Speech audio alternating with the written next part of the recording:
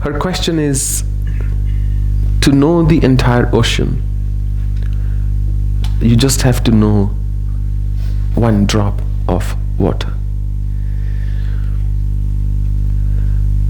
Somewhere, from a deeply philosophical angle, there is truth to it. But you won't know the depths of an ocean from a drop. To know that depth, that plumbness of the ocean, you have to take a dive. Each individual is a drop, and we are so focused on ourselves most of the time,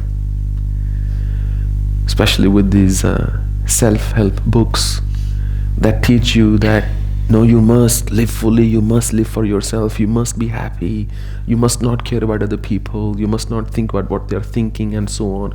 All of these false affirmations don't really take you far.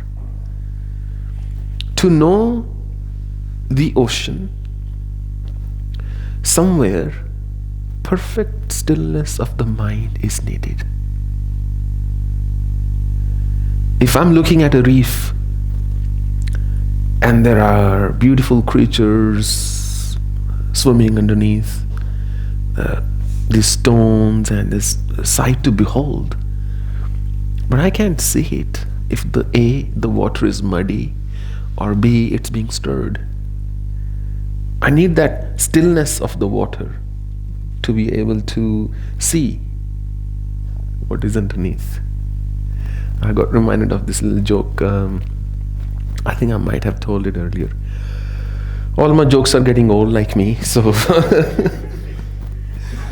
I mean, new ones come here all the time, but I'm talking about the jokes I narrate. So,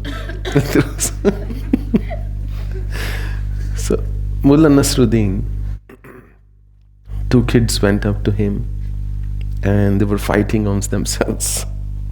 They said they had some strawberries and they said, can you distribute it amongst us, because we can't decide who should have what quantity, how much. And Mullah said, well, will you like me to distribute like God would, or like a human being? Absolutely like a god. Mullah said, okay. So out of his big box, he took a small handful, gave to the one child, took another handful, gave to the other, and walked away with the box himself. And the kid said, this is not fair. He said, that's what God does. It's not fair. I never said that God does what he or she does. It's fair. They said, but it's our strawberries. You can't do this. You can't just walk away with what belongs to us. Mullah said, eat one each. They ate one each. How did it taste? Well, it tasted quite like a strawberry. Well, all the other strawberries taste the same, he said. Why do you want? What I have in my hand also tastes the way you just experienced. The day you have this realization, everything in your life will not only magnify to such extraordinary divinity, but it will also come to the perfect stop, I wish to say, not in terms of stagnation, but in terms of stillness. The realization that all pleasures eventually will taste the same anyway. So I may as well pick and choose. I may as well be mindful about where I want to invest my time and what I want to actually enjoy in my life. Very recently I read this article, and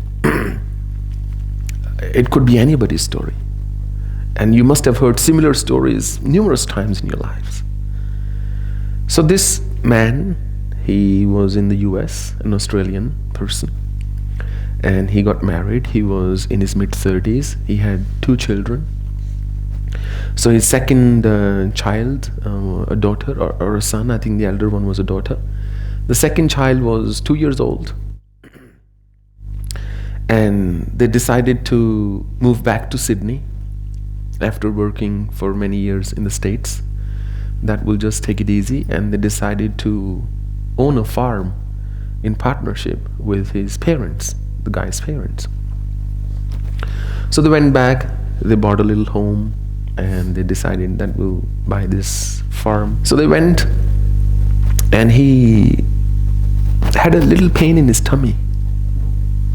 He went to the GP, didn't think much of it. There was a bit of bleeding, still didn't think much of it. The GP gave him some medication, nothing happened. A week later, the GP said, I recommend we get some tests done. There was some swelling. They took a little sample for biopsy, and then went for a PET scan and so on. Anyway, it turned out he had stage 4 cancer, colon rectal cancer, stage 4, which had spread to other parts of his body. So obviously he went through heavy chemo and what have you.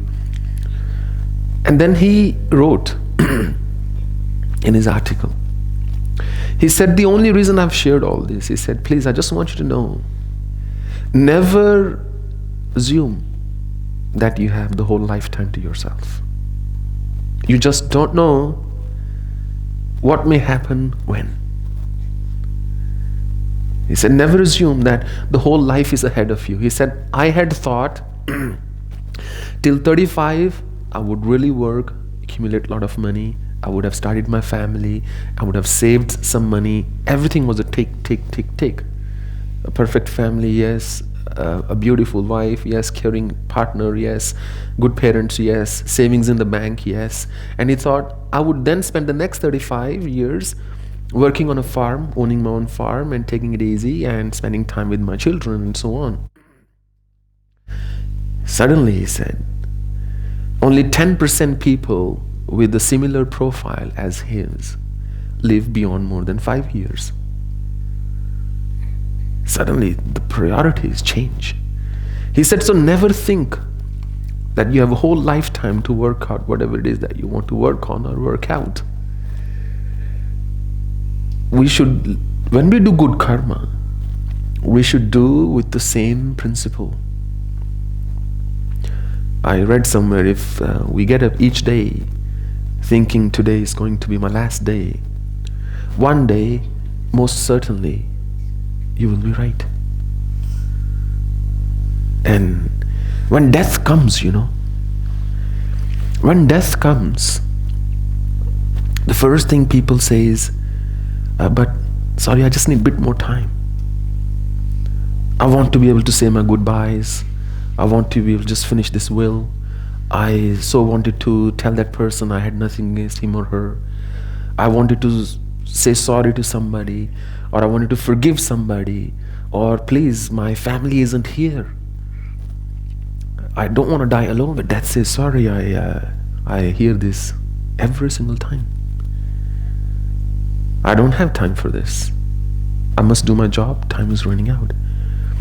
And then the person says, why me? Why are you taking me? And so on. This is not right, and that isn't right. This isn't fair. That I'm only 35, or I'm only 40, or I'm only 60, or I'm only 70, or I'm only 80.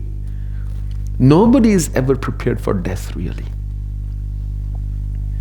It's the strangest thing. It is coming.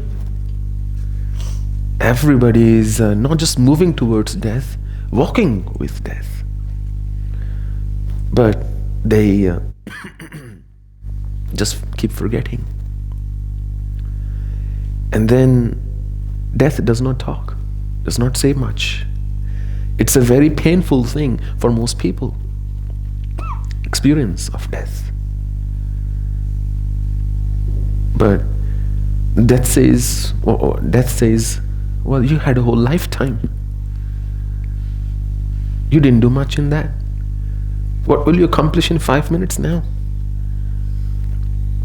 Compared to 1950s, 60s, or 40s, or even earlier, a few centuries earlier, or now, we almost live double. The life expectancy has almost doubled, and still we have unfinished business. So the absolute duration of life has nothing to do with how much you can get done. To experience the ocean, you have to see the finality of life. You have to reflect on, think about, meditate on where this is all going. When you internalize that, you will have no anger towards anybody. You'll have no hatred towards anybody. You'll have no negative feelings towards anybody, because you will deeply realize it's not worth it. For what? If you want to experience the ocean from a drop, meditating on death is one definitive way to accomplish that. Chanting may or may not do that. Meditation, maybe. Good karma, maybe. But this deep reflection will go a long way, will take you a long way. If you spend some time on a daily basis, or periodically at least, every now and then, reflecting on all the people I'm angry with, all the resentment I hold in my heart, all the grudges that I have, all my unfulfilled desires, all my fulfilled desires, all my expectations from myself, from others, from life, all the people I love, all the people I don't love. One day, none of this is going to matter at all. This is all going to come to a screeching halt. It's going to come to a stop, whether I like it or not. What's even more funny, I have no control on this stop. I can't delay it, I can't postpone it, I can't bring it forward. I can't do any of those things. The only thing I can do is, as a spectator, as a witness to everything that is happening around me, is truly take it in as a witness. And then your spiritual wealth will multiply like when wealth multiplies, when you invest it at the right time, in the right stock, at the right price point, goes, just skyrockets, just builds very quickly then. That's the only way. I don't think if you sat like this and did self-inquiry, who am I, that you will experience that ocean momentarily. I'm talking about taking a submarine and just going down and staying there for a long time. That's how I think.